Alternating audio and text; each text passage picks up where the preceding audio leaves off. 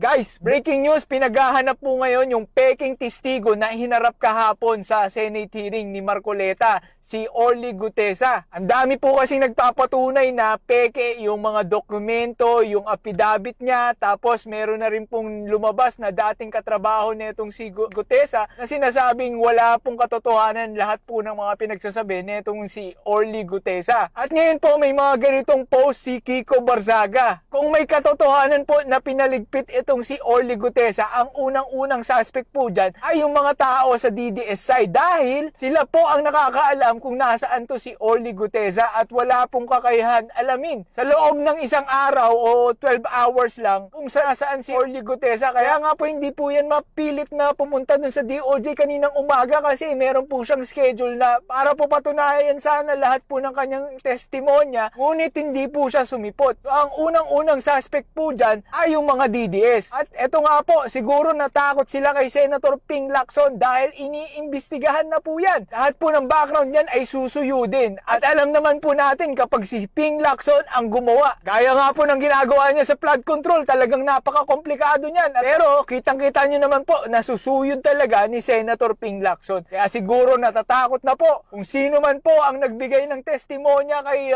Orly Gutesa, matakot ka na at ba't baka mapaaga kang mawala dyan sa Senado.